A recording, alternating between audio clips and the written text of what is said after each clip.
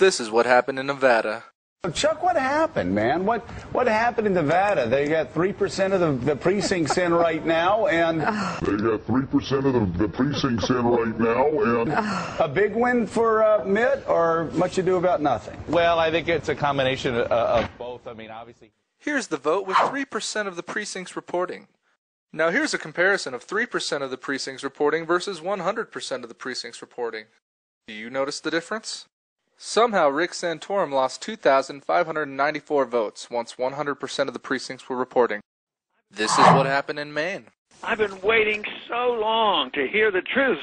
Speaking of trying to get to the truth on something, a lot of your folks feel that the Maine caucuses were stolen from you, that you would have had it won, but that the Romney campaign conspired with the Maine state GOP to suppress your vote. There's just a lot of suspicion. Last go-around in 2008, the only county that I won handedly was this Washington County up in the far north. Right. It's just sort of ironic. It does raise questions why on the morning of the vote it was canceled. The headlines this weekend. What the headlines haven't told you was there rampant voter fraud in Maine. What happened there over the weekend does more than just raise eyebrows. It is enough to make you question, was the caucus fixed?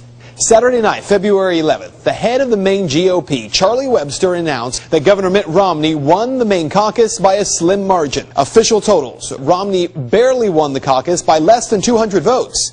The only problem, the governor was declared the winner with only 84% of precincts counted.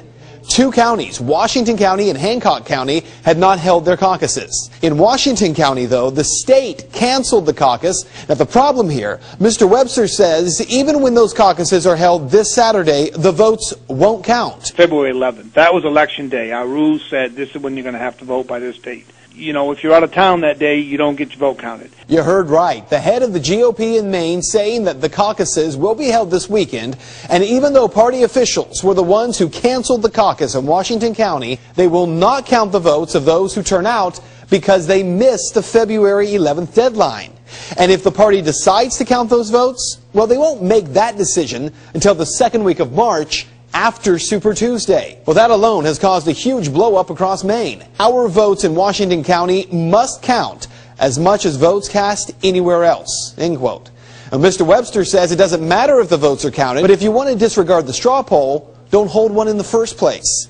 But aside from the state GOP not wanting to include Washington County, there is another major issue from these Maine caucuses. Even though Governor Romney was already declared the winner, the numbers that the state GOP in Maine are reporting are, according to caucus chairman, incorrect. Take, for instance, Waldo County, where voters from 18 towns gathered for municipal caucuses in a countywide event. A total of 138 votes were cast.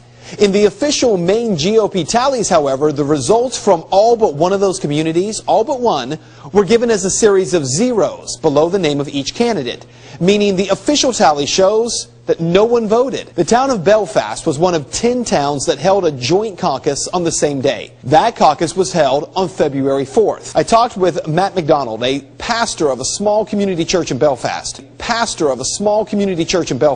He was nominated as the chairman of the Belfast caucus. He says 22 people showed up and they caucused on the 4th. McDonald also says that the state instructed the chairman of the caucuses to not read any of the votes aloud, and instead to send them directly to Augusta. As his first order of business, McDonald made a motion to have the votes read aloud at the caucus, and it passed unanimously. At the end of the caucus, we caucused, and the vote was 8 for Ron Paul, 7 for Rick Santorum, 5 for Mitt Romney, and there were 2 undecided. We recorded this publicly, we counted it publicly. So public that McDonald tweeted the results on the night of the 4th. Take a look.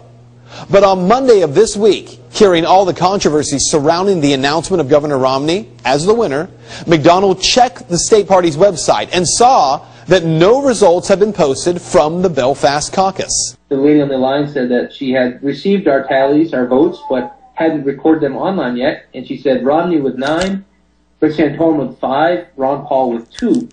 Well, of course, those were not the right numbers, and I told her, I'm sorry, ma'am, those aren't the right numbers. And she said, well, those are the numbers we have. And I said, well, there are 22 Republicans down here in Belfast who would tell you different, because we counted our votes publicly. In light of that, her voice kind of changed, and she said, "Thank you very much," and we ended the conversation. Dozens of towns on the GOP site are listed as if no one voted, including in Waterville, Maine, home to 15,000 people. As Maine goes, indicates that Congressman Ron Paul may have already won over Governor Romney by 10 votes. Can you say Iowa 2.0? And that is what you need to know. Or is it blatant fraud?